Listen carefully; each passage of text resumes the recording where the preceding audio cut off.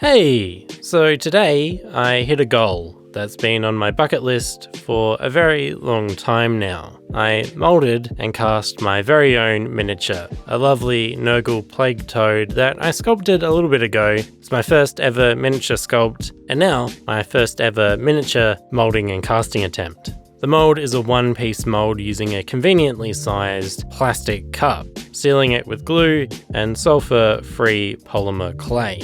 I winged the silicone amount because I was excited and impatient, and totally not because I'm also rubbish at maths. It turned out fine. It was the perfect amount. I don't have a vacuum chamber, maybe one day, so instead I'm pouring the silicone from a height in a very thin stream. The idea of the stream is that any bubbles will pop on the way down and the silicone will roll over any details and sort of let the air escape.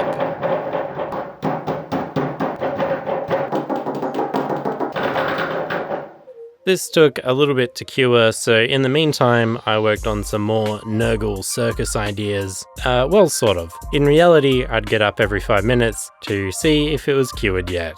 Despite that on the box it says that it will take 30 minutes to cure. I don't know. I was just excited. Some parts of the silicone didn't really cure very well around the edges where it sort of met the superglue and polymer clay. I don't really know why. I'll investigate. Not really a big deal though. I just wiped it off. When it came to demoulding, I tried to remove the original toad with as minimal toe lossage as possible.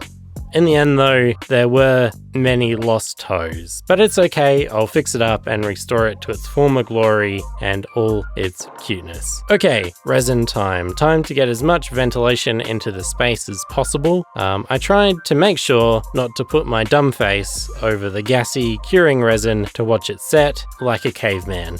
My squeezing of the mould was an attempt to coax out any trapped air from the crevices. I have no idea if it actually did anything, but it made me feel better. Resin looks very satisfying as it cures. I feel like a really rubbish alchemist or something when I cast stuff, sort of just watching the magic happen before my eyes. It's very cool. And now for the moment of truth. I was weirdly anxious about this moment, but as you can see, as you might be able to tell, I was pretty happy. Yeah, when I was a kid, I always wanted to sculpt and make my own mini, and today, I finally got to do it. All cast up in white resin in its sharp detail. I mean, there are some tiny bubbles and a missing toe, but it looks like a real thing, an actual model, and it's mine.